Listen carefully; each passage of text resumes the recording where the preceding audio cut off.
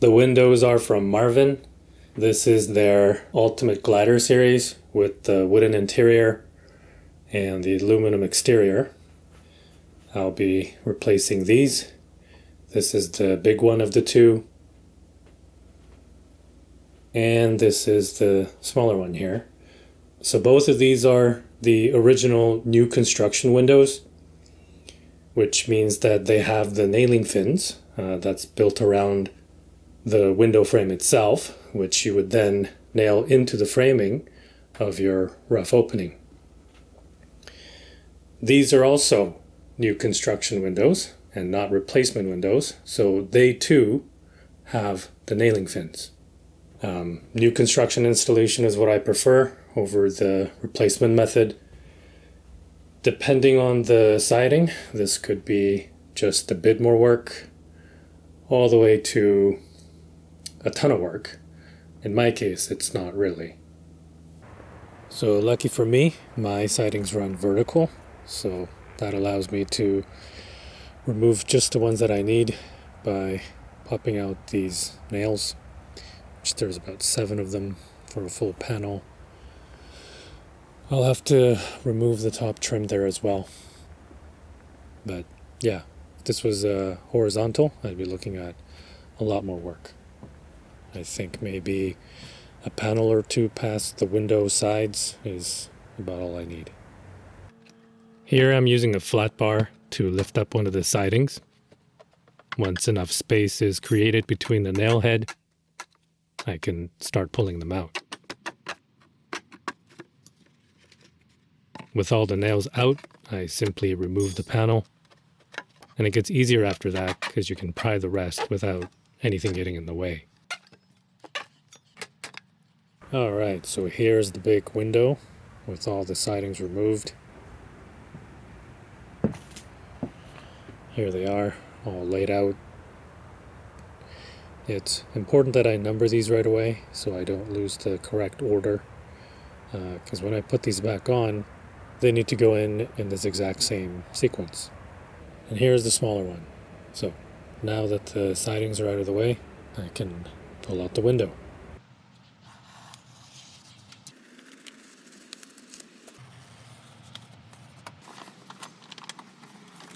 Taking the window out is pretty straightforward once everything is exposed. You just create a bit of space in between the fin and pull out the nails.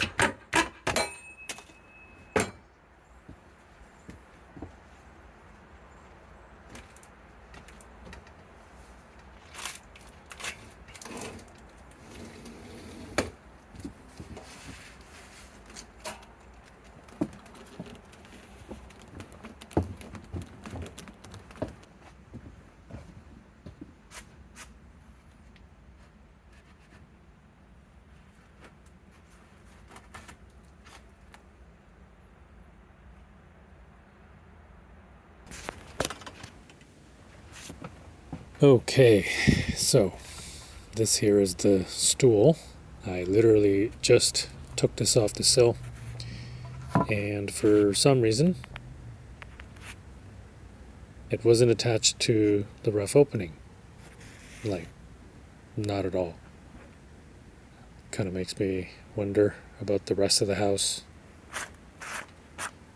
Anyways, before I do the flashing on the side and the bottom edge here, I'm going to add a slope to the sill here, because currently there is none.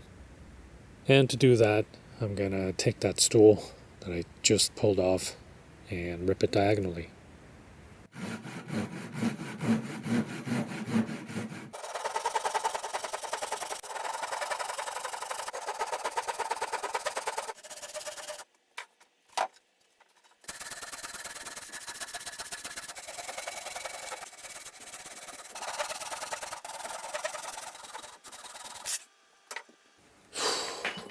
Jeez. So this is the piece I wanted. It's a little over 1/2 inch thick on this side and like 1/4 on this side. And being that this was the original stool, it is conveniently the perfect length.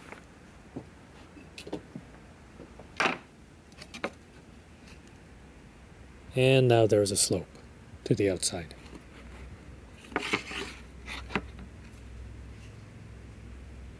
So the sloped piece gets nailed into the place. And then I'm also adding the lower portion of the missing house wrap.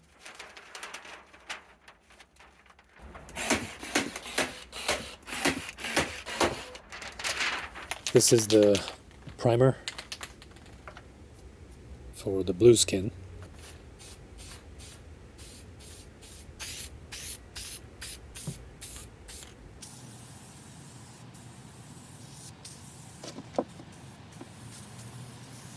I've already cut this to the length of the sill, plus about 8 inches extra on both ends to run up the sides. I'm just peeling off a section in the center here because I want to apply this from the middle first. You want to be very careful with this. If the black side ever touches the black side, you will not be able to separate them without ruining the tape.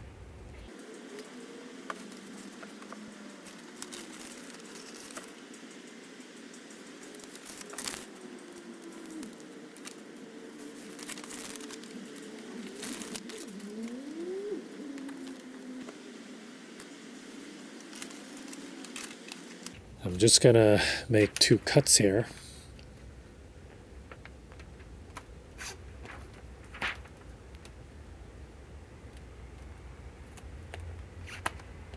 And then I will stretch it around the corner.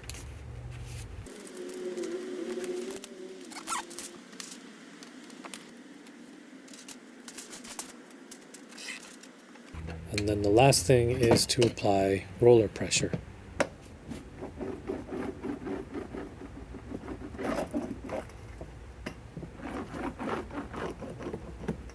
The adhesive is pressure activated, so you kind of don't want to skip this part.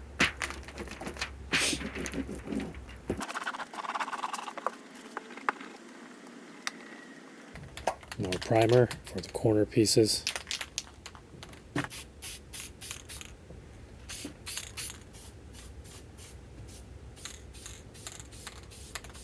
I just folded this piece in half to get a crease line, so I can peel it up to it.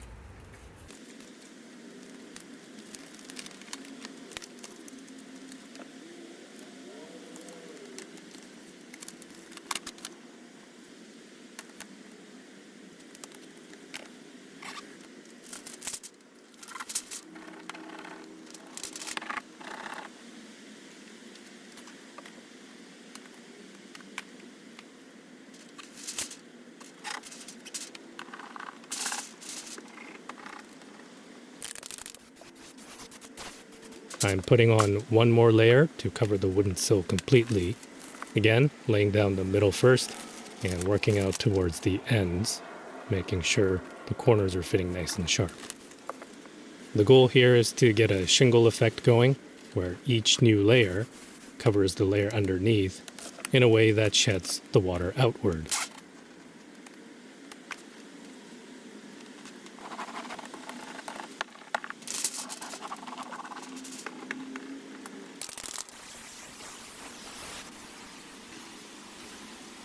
Next to go up are the sides. It's going to extend past the height of the window by about 6 inches, both at the top and the bottom. This is a pretty straightforward application, and once I go over it with the roller, I'm also stapling the outer edges.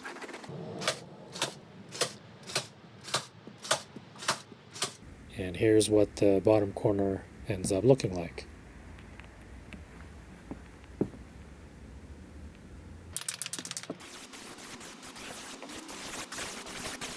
Last to go up is the top, and as you can see it overlaps the sides and extends past it as well. And unlike the bottom, this will get tucked in under the house wrap to continue the shingle effect. So before putting in the new window, I need to apply the sealant. This goes on the top and the two sides, but not the bottom. If water was to get in here somehow, you want it to drain and not get trapped with nowhere to go.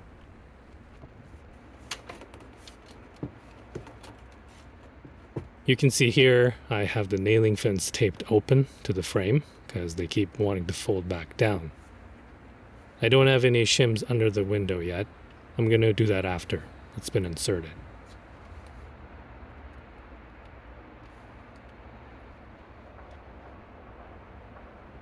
At this point, I'm using a support rod to prevent the window from popping out. The nailing fins keep pushing the window out as they try and get back to their folded position. So about 6 inches from the side, so right there, I'm going to shim it.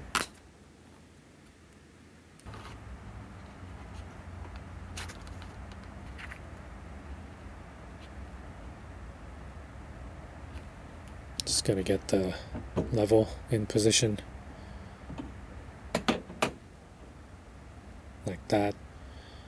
And now I need the crowbar.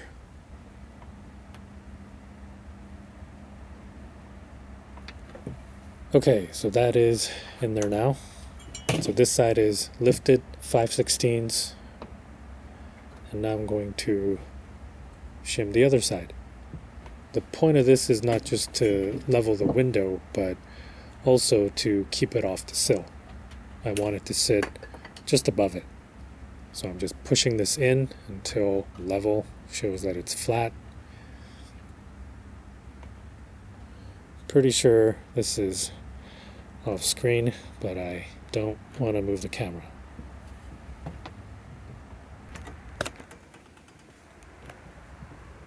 And here it is, leveled.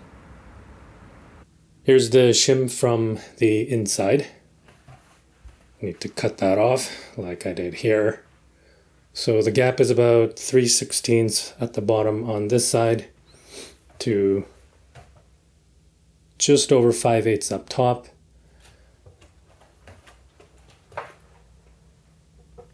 And then just under 5/8 over here, going down to just over 1/2 inch at the bottom. And then up at the top here, it's about 1/2 inch on the left side, going down to 1/4 on the right.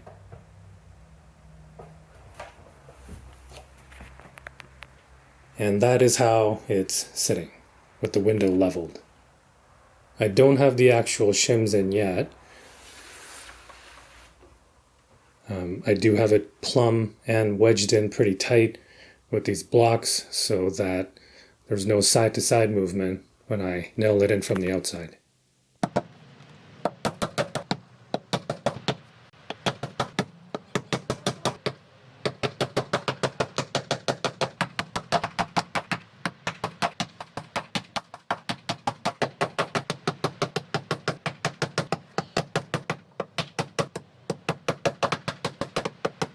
So that's how it is nailed on. For the top and bottom, I'm nailing every other hole. And then for the sides, it's every hole. Except for right there. The flashing tape seals around any nails, in case you're wondering why you would drive all these nails through them. There's another one missing there. And so now on top of this, I will go over it with another layer of blueskin. You could probably make the argument that none of this is really necessary, that this window, along with all the other windows on the ground floor, sit under 2 feet of overhang, and that it would never see any direct contact with the rain. And maybe that's why there was no flashing by the original builders, because so far it's been fine for the last 40-some years since the house was built. Still, I have seen wind-driven rain all the way up to the top of the glass before, during certain severe storms, and also, you never really know with houses in general.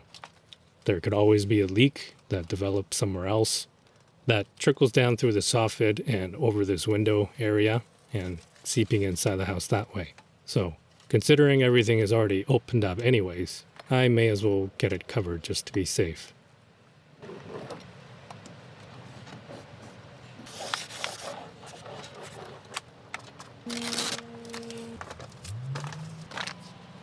So there's that. As far as the exterior, this is now ready for the siding to go back on. And there it is, with the sidings back on. I did have to trim off about 1/2 inch from the bottom sidings. And now I just have to paint the nail holes with a close enough brown, and it should be all good. So to secure the shim from the inside, I need to first remove this cover piece. It's supposed to pop off. So with the cover removed, you can see there are these pre-made holes for the screws to go in. This is a 1/2 inch block of plywood, and then I'm just gonna sandwich this shim along with it.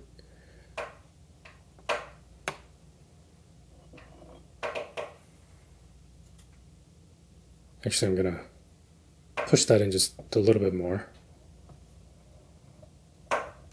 until it becomes too tight for it to move on its own.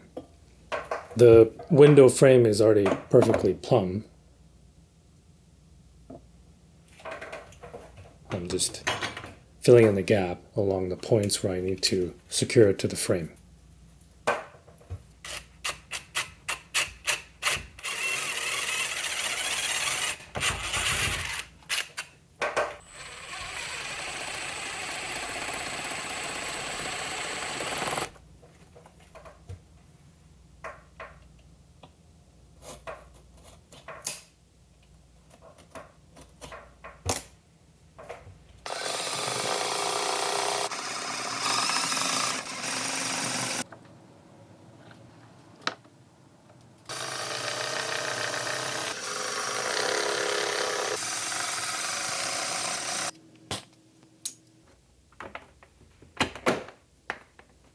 So 3 shims on the left, 3 on the right, 2 at the bottom, and I didn't shim the top for this smaller window, but for the large window, there's 3 shims on the top as well.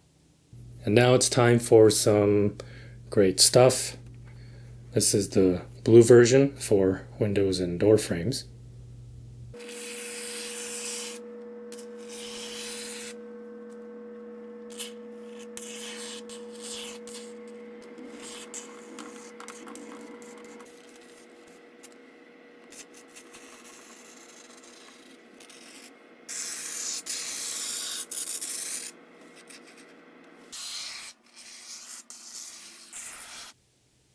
That's the side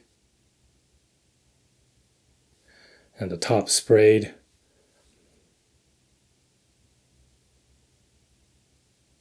The bottom, I'm not going to be using expansion foam. Instead, I'll fill that in with the same sealant that I used outside for the nailing fins. All the excess that's sitting proud of the frame has been shaved off. Now I'm going to fill in the bottom here with the sealant.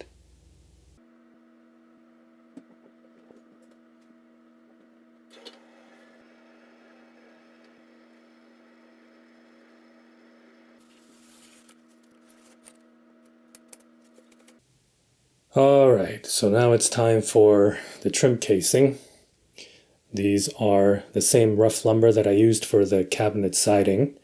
I'm also going to paint them the same color as the cabinets and then glue on the poplar secondary trim so that everything matches. But first, on the top piece here,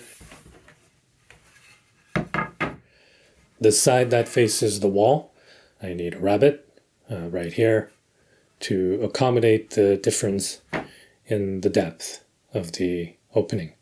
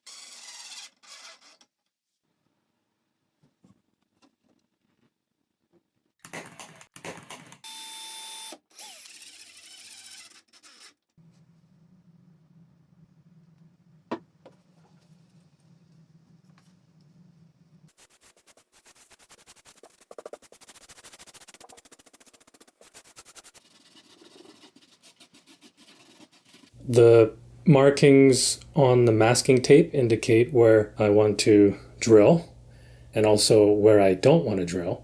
There are areas that likely already contain nails from the underlying frame itself, so I want to avoid those from the start.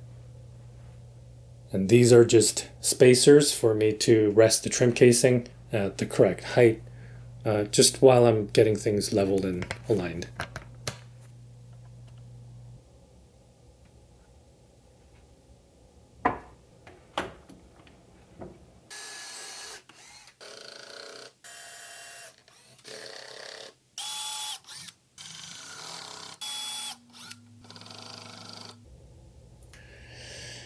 So around 10 of them in total.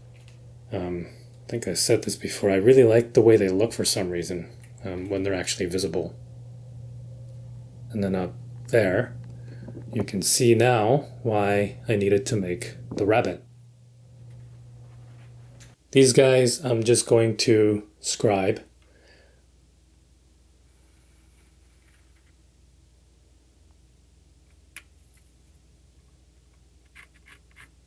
The depth here varies. It's much thicker down at the bottom and then thinner up here. So scribing will give me the best result to get the exact outline that I need to cut.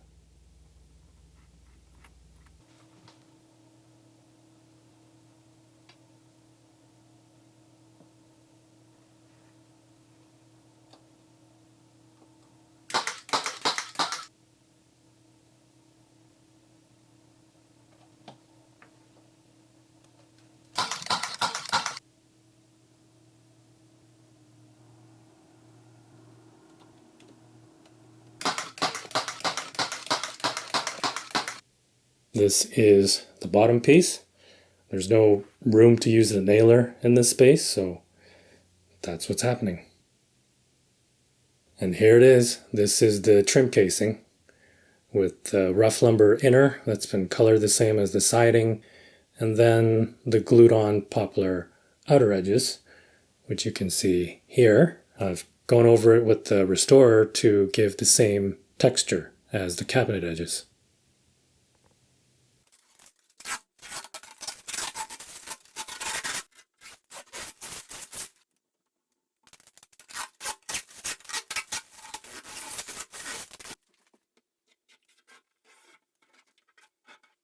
There's one more sticker up here.